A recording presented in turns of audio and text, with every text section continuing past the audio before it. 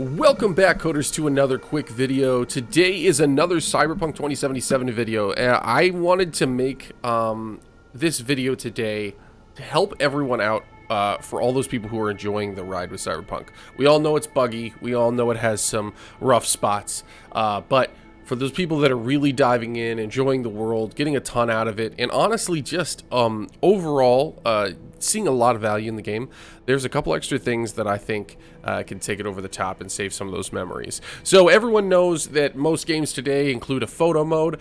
So what we're going to be doing is taking a quick look at the photo mode in Cyberpunk 2077. There's some really good things, there's some okay things, and there's some secret things. So a couple things that I'm going to show you should be able to help you guys take your framing, take your lighting, take your, like just in general photos that you take with photo mode over the top. So hopefully you enjoy this video. If you do, make sure to like it, consider subscribing, and hit the bell for notifications if you do.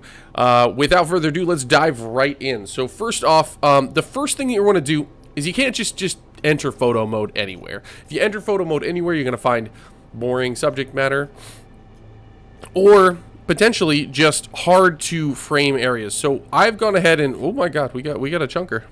He's a pretty boy. He's very wet too. We found a rainy day, which was very fortunate just because the weather system is random. So if you're looking for that, just make sure to kind of just be patient. You can, first tip is you can come down here and skip time if you'd like. It does allow you to do that. One of the things that's really good about that is that obviously think about golden hour, think about times when the sun is going to be, really lighting the scene in a good way. Play with that in different areas, because sometimes bounce lighting and the way that the global illumination work will really help with your shots as well. But there are ways around that, and there's ways to fill lighting if you're not getting enough light, or to just give another accent light. So I'll show you those real quick. First off, I think this is a really cool place with these nice arches, the glowing lights, and this little portion of the city in the background. So without further ado, we're going to jump into photo mode. I faced away from the area that I actually want as my background. Okay, apparently this guy decided he needed to be in my frame.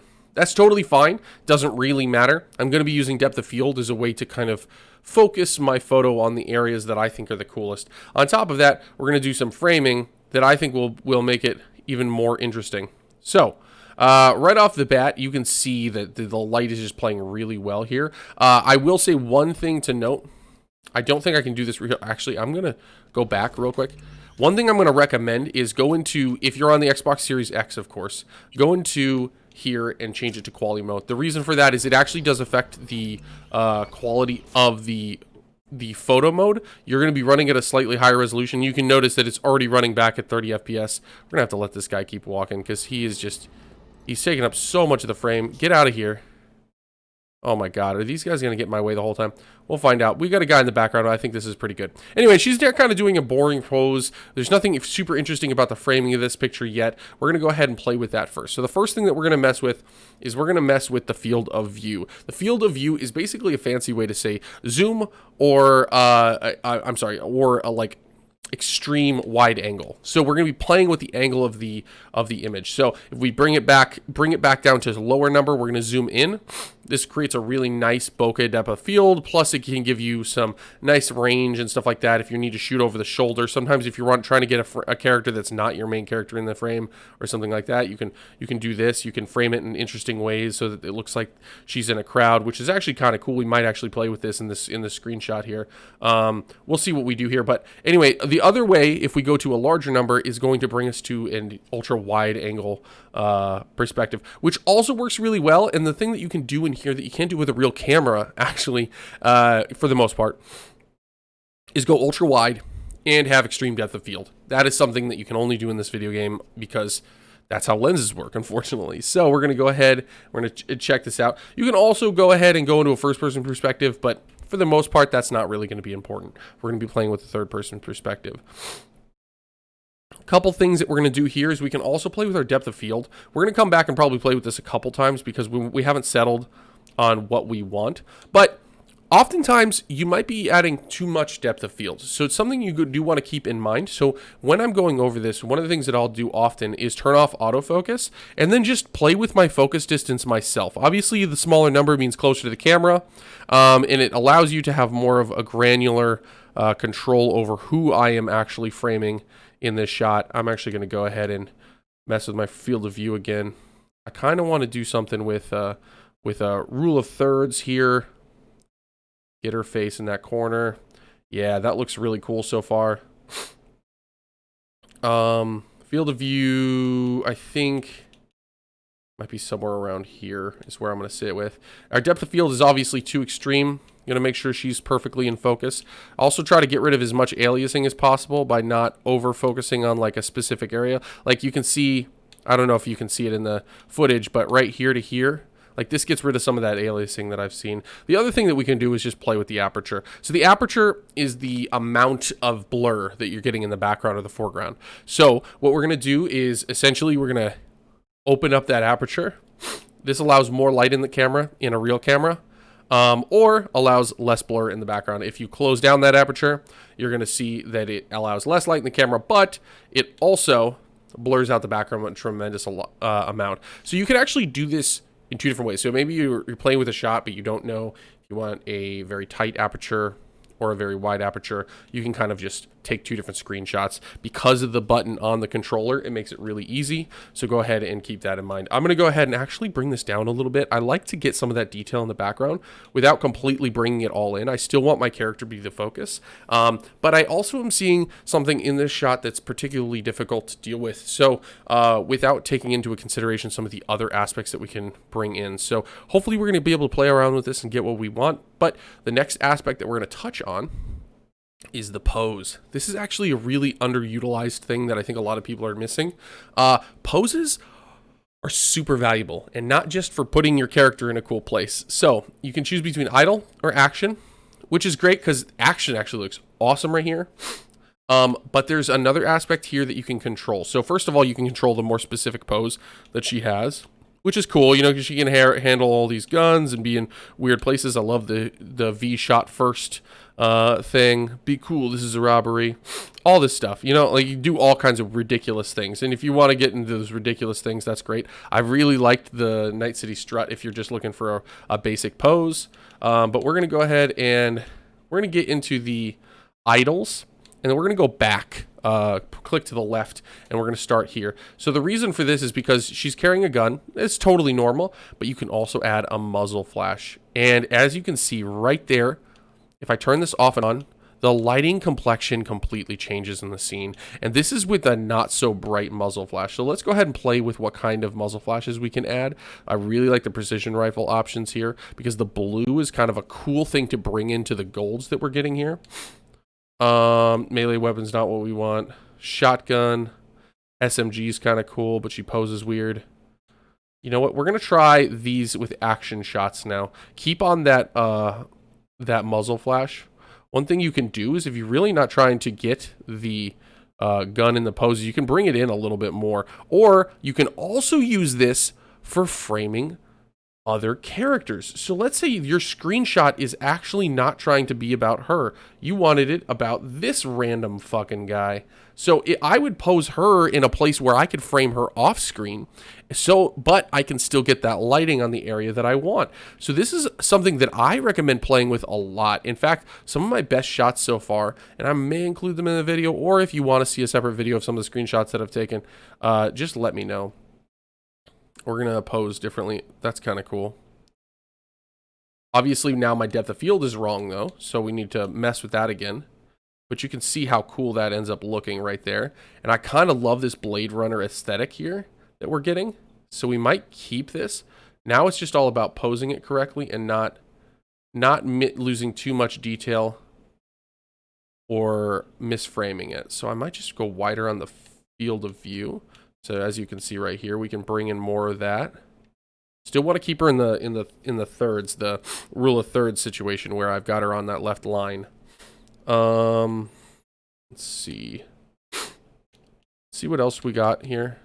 I know we got a precision rifle, right? Where's my precision rifle? One of my favorites is precision rifle. but because of the blue. Here's the precision rifle.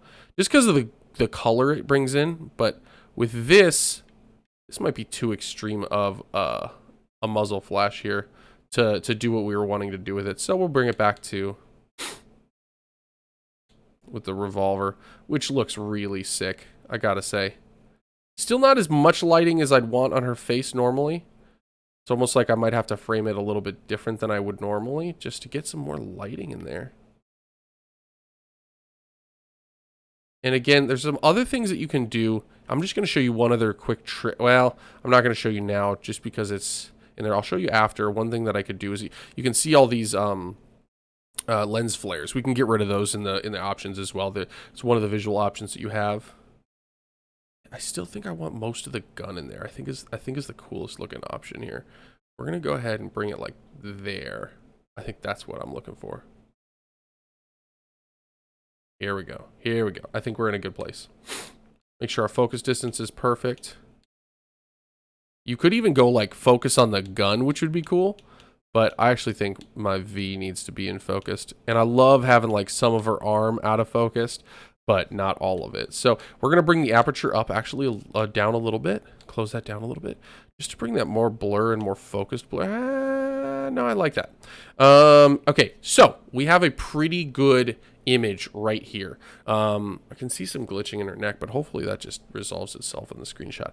Here's the last aspect that I really want to touch on that can take a good photo and make it a great photo. So we're going to go ahead and mess with the exposure, contrast, and highlights. These are the three that I highly recommend. Obviously, chromatic aberration and grain you can turn on and off to your heart's extent, but vignette, I just think is a weird thing to do. It's like, why would I want to lose some of that background detail in what is a really cool background game? So I'm going to bring this exposure up a little bit. I don't want to overblow it, but I'm also going to bring the contrast up quite a bit here because I want to get some of that detail in her face and lose some of that detail in the background. Now, we are losing some of those details in the gun, but that's okay because I can bring some of these highlights up just a hair. And you can see the kind of punchiness that we're getting in the image now. Now I'm going to go ahead, because this is a Cyberpunk game, bring chromatic aberration all the way up, even though I'm not a huge fan of it in every game. And then I'm going to go ahead and you can see effects, but I think they actually distort the image too much. So we're going to leave those off. I'm going to go down and mess with frame. My biggest thing is you can go really cinematic if you'd like, but then you have to start worrying about framing. I'm just going to go with a good old-fashioned black frame here to give me a nice, like, filmic look. So I think we're really happy with this image right now. Can I adjust it so that neck is no longer glitching? The one thing that's pissing me off right now, but I'll get over it. Okay, I think that's perfect. We're gonna go ahead and take our screenshot, press the share button. That will save it already to your account, and then also you'll be able to access that from the mobile phone. That's where you're gonna download it and share it and everything like that. Okay, so those are kind of my first big tips and tricks here. I did tell you that I would show you that trick here. So if you click the options button, you can go into your settings and go to the graphics tab, and you can see if you really didn't like these lens flares because you felt like it was interrupting your screenshot too much, you can see they're gone now. So I personally really enjoy them, but in some screenshots it's not going to be the way you want. So we're going to go ahead and turn that back on. I think that's pretty much it. Those are all of my tips that I would like everyone to kind of learn about this. A lot of it is just knowing photography, but some of the bigger tricks are like that background lighting options that you can add into it that you might not be thinking about here. Like, let's see if we can do this real quick. Okay, I'm going to try to get a cool picture of her. Okay, so not a V. Hopefully I got... Ooh, what am I doing? Am I inverted? What? Oh, this fucking guy's in the way. That's why.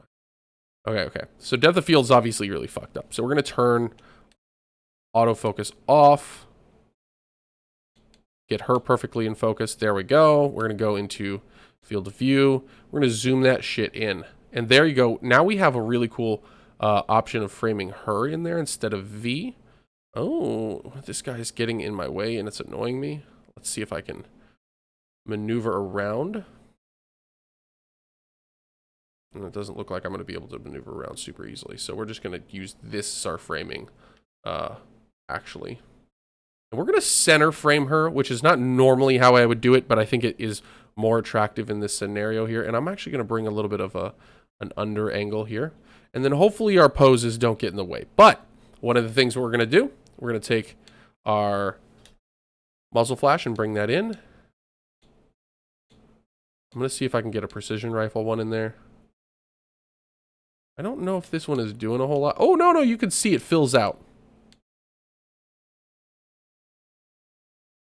So just a little bit of lighting change here, but if you're smart on where you put her, and if she's a still character, it's a lot easier to deal with. I'm going to go ahead and we'll do an action one. Where is there? Oh, there we go. Now we got more lighting. Precision rifle. I actually think I like the... Well, that's too much.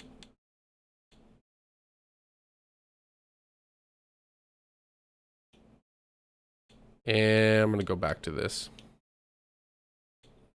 You just kind of play with it until you like the coloring and stuff like that and style that you want. So I've got her in a good spot. One of the things that I can also do is just like bring that camera down so that I can get a little bit of that flash in there, almost giving me like a special effect there in the bottom right hand corner, which I think I like. And then I'm going to go back to depth of field. Again, we're going to play with the focus distance, make sure that I got her in focus correctly. The detail on these side characters is actually really great. We're going to bring that aperture down, I think, a little bit to get rid of some of the background noise. And that's good. Now the exposure we're going to play with. Bring that up.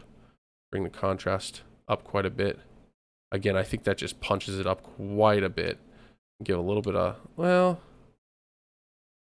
no, I want the highlights up a bit. Bring chromatic aberration up for this one. And then I'll bring up film grain too, because I want that noir look. Now, one other thing that I can do, there is a black and white mode. Let's see what that looks like on here, because I think that might be a good one. Here you go. You can just see she looks like a doll in a future city. It's kind of cool. Let's not do that though. I take that one back. So I think we're happy with our photo. This is obviously quick work, but you can see that you can create a lot more out of a photo than you would normally do in photo mode if you just follow some of these simple steps. Let me know what you think about some of these tips and tricks. Let me know if there's any other content you want me to bring about Cyberpunk 2077. We really appreciate you here over on GameKO. Make sure to like the video if you liked it, and subscribe if you want to see more. And as always, stay classy, coders.